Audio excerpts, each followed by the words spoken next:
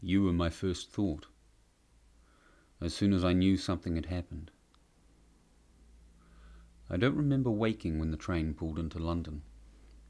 My first memory is stepping off the carriage and into the evening cool and feeling afraid. It was no ESP, no sixth sense that told me something was wrong. It was my eyes. The platform was full, as you would expect, but the crowd moved like none I had ever seen. There were no tides, no currents moving to and from the indicator board, the ticket counter, the shops. No fractal patterns emerged from this mass. The flap of a butterfly's wings in one corner of the station would create no typhoons, no storms, not a sough of wind anywhere else. The deep order of chaos had broken down. It looked as I imagined purgatory must.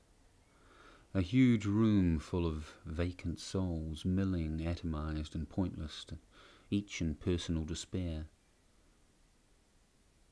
I saw a guard, as alone as all the others.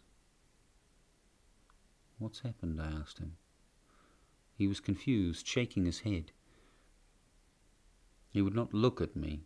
"Something's happened," he said. "Something... There was a collapse. Nothing works properly.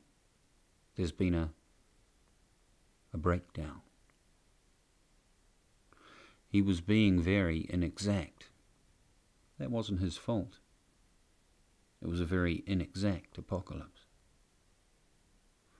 Between the time I had closed my eyes on the train and the time I opened them again, some organizing principle had failed. I've always imagined the occurrence in very literal terms. I've always envisaged a vast impossible building, a spiritual power station with an unstable core, shitting out the world's energy and connectivity. I've always envisaged the cogs and wheels of that unthinkable machinery overheating, some critical mass being reached, the mechanisms faltering and seizing up as the core explodes soundlessly and spews its poisonous fuel across the city and beyond. In Bhopal, Union Carbide vomiting up a torturing, killing bile. In Chernobyl, the fallout was a more insidious cellular terrorism. And now Kilburn erupts with the vague entropy. There was a very slow epiphany building up under the skin of the night, oozing out of the city's pores, breaking over me ponderously.